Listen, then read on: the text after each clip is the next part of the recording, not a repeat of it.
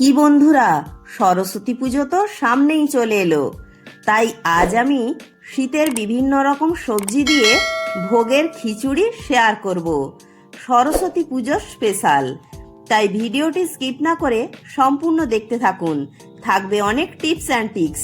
আর চ্যানেলে নতুন বন্ধু হয়ে থাকলে চ্যানেলটি সাবস্ক্রাইব করে পাশে থাকার অনুরোধ রইল। চলুন তাহলে রেসিপিটা শুরু করা যাক। প্রথমেই চাল এবং ডাল সম পরিমাণে নিয়েছি।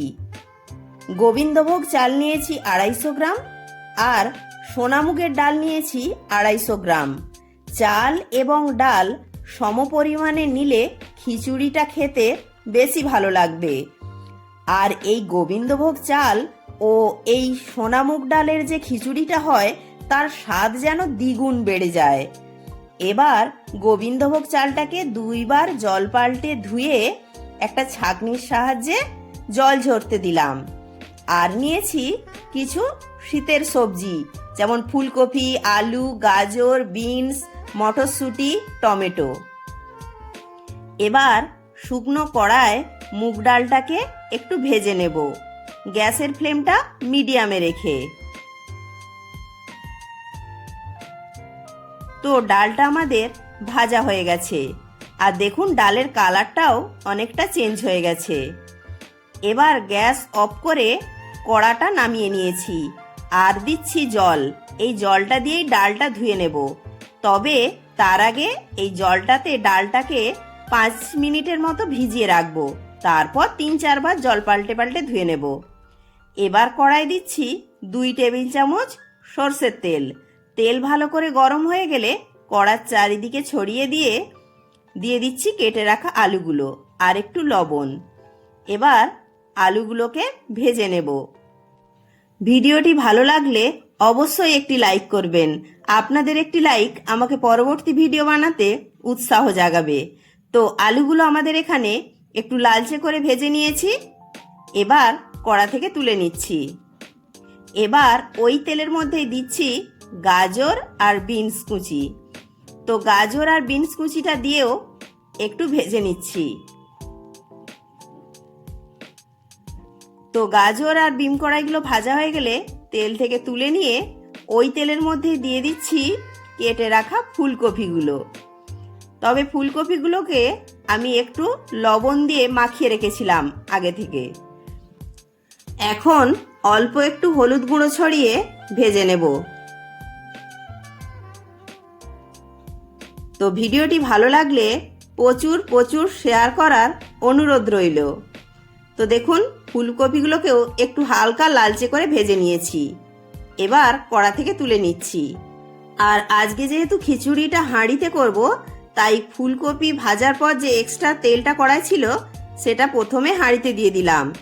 ওর সাথে আরও কিছুটা সর্ষের তেল দিয়ে দিলাম, ওই 1 টেবিল চামচের মতো। আর দিলাম 1 টেবিল চামচ ঘি। এবার তেল আর ঘিটাকে হাঁড়ির চারিদিকে ছড়িয়ে দিয়ে দিচ্ছি ফোড়ন। 1/2 চামচ গোটা জিরে, 2টো তেজপাতা, 2টো শুকনো লঙ্কা আর গোটা গরম মশলা, 2টো এলাচ, 2টো দারচিনি টুকরো, 2টো লবঙ্গ।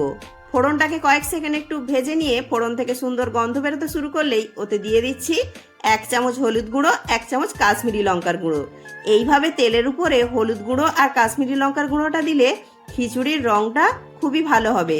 তবে লক্ষ্য রাখবেন যেন মশলাটা পুড়ে না যায়। এবার দিচ্ছি 1 চামচ আদা কাঁচা লঙ্কা বাটা, 1 চামচ জিরে বাটা।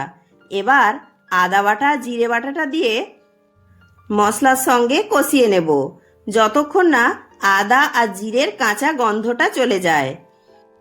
তো আদা বাটা আর জিরে বাটাটা দিয়ে তেলের সাথে ভালো করে নেড়ে চেড়ে নিয়ে দিলাম একটা টমেটো কুচি আর 1/2 চামচ লবণ।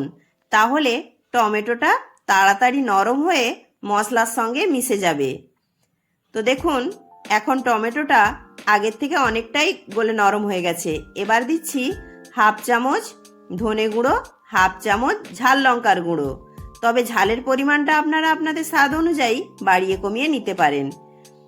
এবার মশলাটাকে একটু কষিয়ে নেব আর দিচ্ছি অল্প একটু জল, যাতে মশলাটা পুড়ে না যায়। এবার মশলাটাকে খুব ভালো মতো করে কষিয়ে নেব যতক্ষণ না মশলা থেকে তেল ছেড়ে আসছে। তো কিছুক্ষণ কষানোর পর দেখুন মশলার থেকে তেল ছেড়ে গেছে। এবার দিয়ে দিচ্ছি শুকনো কড়ায় ভেজে ধুয়ে জল ঝরিয়ে রাখা মুগ ডালটা। আর ডালটা যেহেতু ওই জলের মধ্যে মিনিট 5 ভিজিয়ে রেখেছিলাম, সেই জন্য ডালটা বেশ ভিজে ফুলে উঠেছে। আর এইভাবে রান্না করলে ডালও তাড়াতাড়ি সুসিদ্ধ হয়ে যাবে, আর খিচুড়িটাও রান্না করতে সময় অনেক কম লাগবে। আর দিলাম জল ঝরানো গোবিন্দভোগ চাল। এবার চাল ও ডালটা মশলার সঙ্গে একটু ভেজে নেব। অন্যদিকে আমি জল গরম করতেও বসিয়ে দিয়েছি। আর খিচুড়িতে সবসময় গরম জলের ব্যবহার করবেন, তাহলে রান্নাটাও তাড়াতাড়ি হয়ে যাবে আর খেতেও সুস্বাদু হবে। তো চাল আর ডালটাকে মশলার সঙ্গে একটু ভেজে নিয়েছি। এবার দিচ্ছি অল্প একটু নারকেল কোড়া। তবে এটা একদমই অপশনাল, হাতের কাছে থাকলে দেবেন, না থাকলে না দেবেন। তবে ভোগের খিচুড়িতে একটু নারকেল দিলে খেতে বেশ ভালোই লাগে। তো নারকেল কোড়াটা দিয়ে একটু নেড়ে চেড়ে নিয়ে ওতে দিয়ে দিচ্ছি খিচুড়ির পরিমাণ মতো গরম জল। গরম জলটা দিয়ে সব কিছু একসঙ্গে মিশিয়ে নিয়ে জলটা ফুটতে শুরু করলে দিয়ে দিচ্ছি ভেজে রাখা আলুর টুকরোগুলো। তো আবারও সব কিছু মিশিয়ে নিলাম।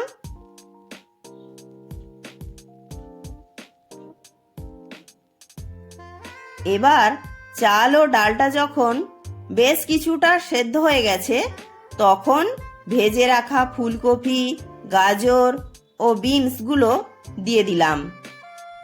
প্রথমেই দিলে ফুলকপিগুলো একদম নরম হয়ে গলে যেত। আর দিলাম কাঁচা মটরশুঁটি কিছুটা আর 2টি কাঁচা লঙ্কা। আর মশলাটা কষানোর সময় তো অল্প লবণ দিয়েছিলাম, এখন খিচুড়ির পরিমাণ মতো লবণটাও দিয়ে দিলাম। এবার সব কিছু ভালো করে মিশিয়ে নিচ্ছি। এবার ঢাকা দিয়ে রান্না করে নেব, গ্যাসের ফ্লেমটা মিডিয়ামে রেখে। তো কিছুক্ষণ পর ঢাকনাটা খুলে চেক করে নেব সব কিছু সেদ্ধ হয়েছে কিনা। তো দেখুন খুব সুন্দরভাবে সব কিছু সেদ্ধ হয়ে গেছে। খিচুড়ি প্রায় হয়ে গেছে। এর থেকে বেশি যদি টানিয়ে নিই তাহলে খিচুড়ি ঠান্ডা হলে আরও জমে যাবে। এবার এতে দিচ্ছি টেস্টের ব্যালেন্সের জন্য চিনি 1 চামচ। আর দিচ্ছি ভাজা মশলার গুঁড়ো 1 চামচ। এটা কিন্তু গরম মশলার গুঁড়ো নয়, এটা আমি বাড়িতে তৈরি করে নিয়েছি। 1 চামচ গোটা জিরে, 1 চামচ গোটা ধনে, গোটা গরম মশলা ও 2টি শুকনো লঙ্কা একটু ড্রাই রোস্ট করে গুঁড়িয়ে নিয়েছি। এই ভাজা মশলাটা খিচুড়ির স্বাদকে আরও বাড়িয়ে তুলবে। আর শেষে 1 চামচ ঘি দিয়ে নেড়ে চেড়ে মিশিয়ে নিয়ে গ্যাস অফ করে 5 মিনিট স্ট্যান্ডিং টাইমে রাখবো। তো 5 মিনিট পর এবার আমি পরিবেশন করে দেব। আশা করছি আজকে আমার শীতের সবজি দিয়ে খিচুড়ি আপনাদের ভালো লাগলো। তো এইভাবে আপনারাও বাড়িতে খিচুড়ি বানান, সে পুজোর দিনই হোক বা যে কোনো দিনে।